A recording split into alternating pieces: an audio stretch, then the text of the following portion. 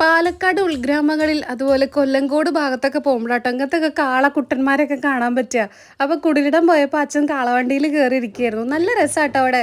മീരക്കുട്ടി ഇതാ മുത്തശ്ശിക്ക് നമ്മുടെ നെൽച്ചക്രല്ലേ, നെൽച്ചക്രമല്ല ജലചക്രം, അതിങ്ങനെ ആക്കി കൊടുക്കുമായിരുന്നു കേട്ടോ. മുത്തശ്ശിക്ക് എന്തായാലും നന്നായിട്ട് ഇഷ്ടപ്പെട്ടിട്ടുണ്ടായിരുന്നു.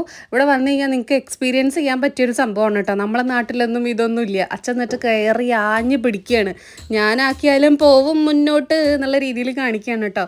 അച്ഛൻ ഇങ്ങനെ ചെയ്തുകൊണ്ടിരിക്കുക കാലിന്. പക്ഷെ നമ്മളിങ്ങനെ അടിക്കുന്ന സമയത്ത് ചിലപ്പോൾ നമ്മൾ കാല് തട്ടിയാൽ വേദനിക്കും. അതിനുശേഷം ഞങ്ങൾ സോഡാലയുമൊക്കെ കുടിച്ച് ഇങ്ങനെ വർത്തമാനമൊക്കെ പറഞ്ഞിട്ട് ഇങ്ങനെ എല്ലാവരും കൂടെ ഇങ്ങനെ ചില്ല് ചെയ്ത് ഓരോരോ സംസാരമൊക്കെ ഇങ്ങനെ സംസാരിച്ച് ചെറുതായിട്ട് മഴയുണ്ടായിരുന്നു. അതുകൊണ്ട് നമുക്ക് സീതാർകുണ്ട് വെള്ളച്ചാട്ടമൊന്നും കാണാൻ പോകാൻ പറ്റിയിട്ടുണ്ടായിരുന്നില്ല. എന്നാലും നമ്മൾ അതിൻ്റെ താഴെ വരെ നിന്നിട്ട് മലകളൊക്കെ ഏകദേശം കണ്ടിട്ടുണ്ടായിരുന്നു. മൂടി നിൽക്കുമായിരുന്നു. നല്ല മഴക്കാറുള്ളതുകൊണ്ട് ഇങ്ങനെ മൂടി നിൽക്കുന്ന സമയമായതുകൊണ്ട് നമുക്ക് അധികമൊന്നും കാണാൻ പറ്റിയിട്ടുണ്ടായിരുന്നില്ല മലകൾ.